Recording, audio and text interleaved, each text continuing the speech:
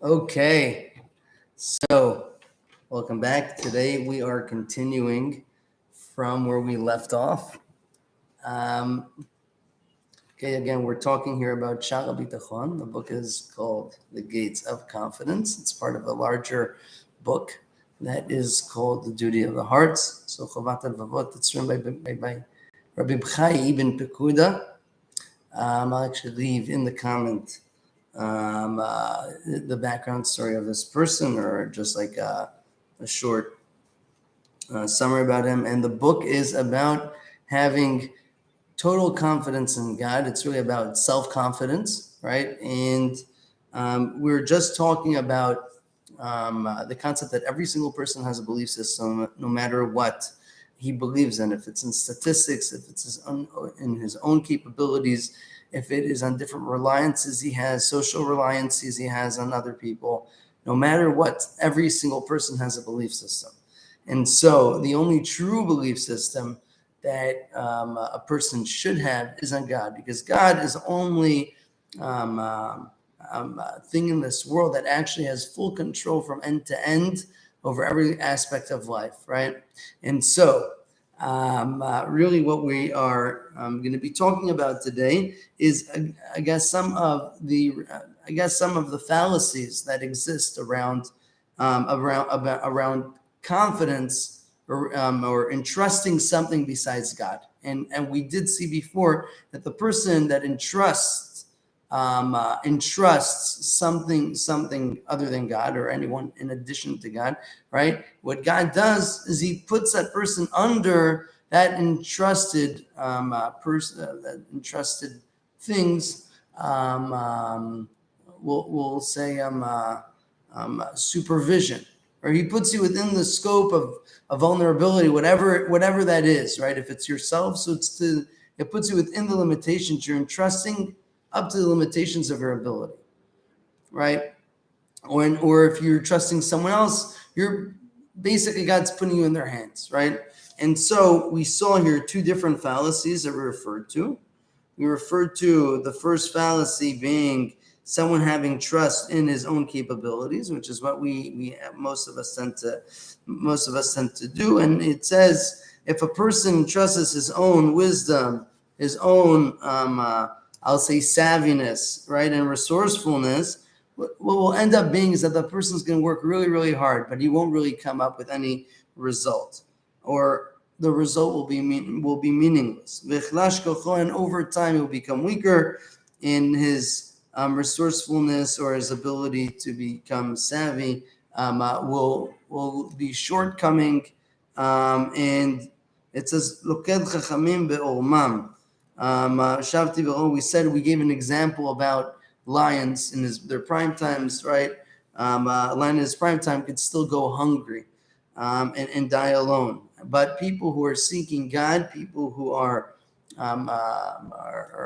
yearning for God and trusting God, right? They're not missing anything good. Doesn't mean that everything sounds as rosy or perfect in the terms that we speak in today, but it is definitely that they are attaining good for themselves, meaning God's taking care of what their needs are, right? Maybe it's not the same good that we perceive, but God's taking care of that person.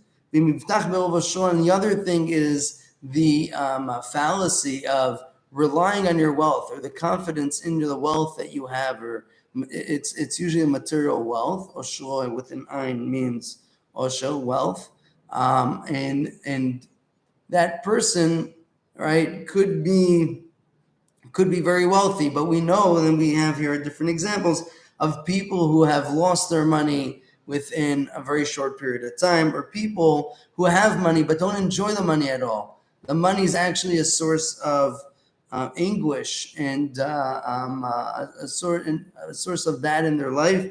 And King Solomon writes, that there's a sickness or something kind of very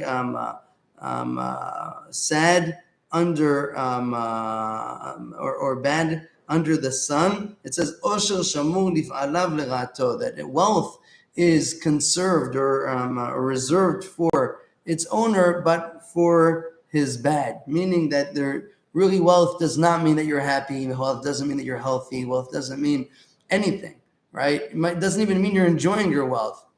I think there's a story about a person who actually died inside, back in the day, these massive safes. A very, very wealthy person who actually died in his safe. His wealth didn't give him food, whatever. It actually locked him in the safe, and he ended up dying there, right?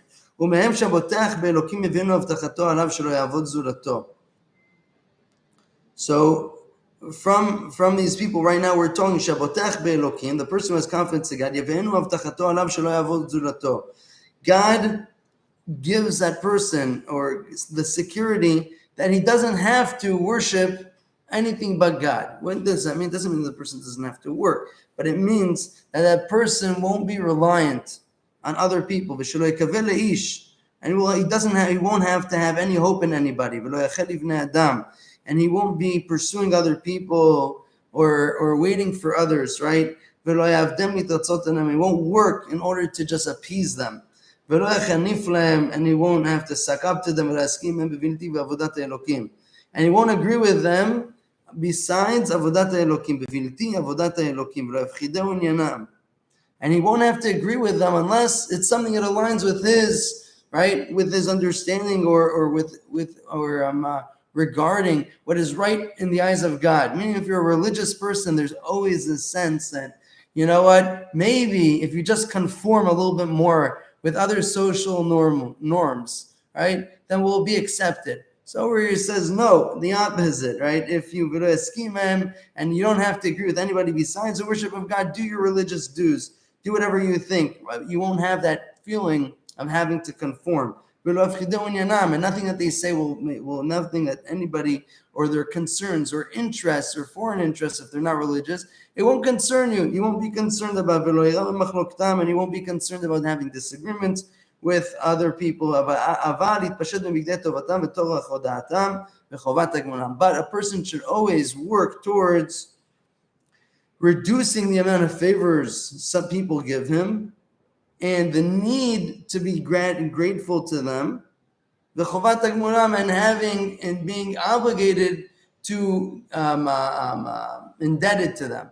So it doesn't mean that you can't get help from anybody. That's not what this says. But it says a person should reduce the amount of his reliance on other people, right? And remember that if he has full confidence in God, God's going to be helping him.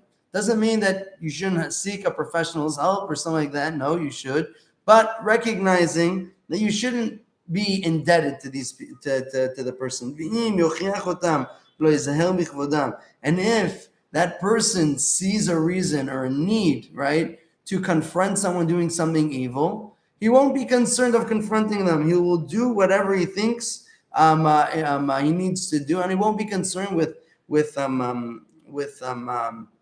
different requirements of different kinds of interests or concerns. Will he be insulted or will he feel disrespected? He'll just do whatever a pious person would see that is right to be done, right? And that person, and if rightfully, right, if the person is disrespectful for no reason, it's not right. The worship of God is to be a virtuous person. So you have to respect every person. If someone was so outrageously wrong, right, that you have to confront them, you won't be concerned with all these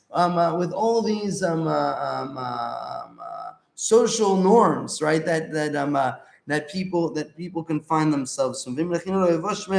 And if there's a need, right, that is unpleasant, let's say, you won't be embarrassed from them.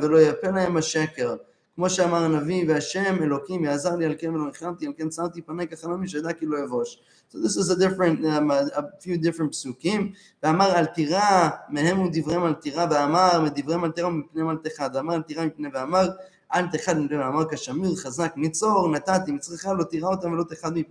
So over here, and it says that and that person won't have to make lies more appealing, meaning you're telling something to someone who it's unpleasant for them to hear, right? But this is your truth. This is what you believe in. This is also what maybe you're religiously obligated, right, to do. Let's say me, I don't eat eat non-kosher. So if I'm sitting down by someone's meal, I don't have to come and say, listen, I'm not hungry right now. No, you could say I eat kosher. It doesn't have to be that example. It could be other examples. It could be an example of, do you believe in God? And you could say, yes, I do. You don't have to say, no, maybe it's philosophy. No, you could say whatever it is that you believe in, and you don't have to make it fluffy, and you don't have to take the concept in directions that will just sound appealing or appeasing to someone else. You could just stick to your truths, no matter the person or the persona that person is.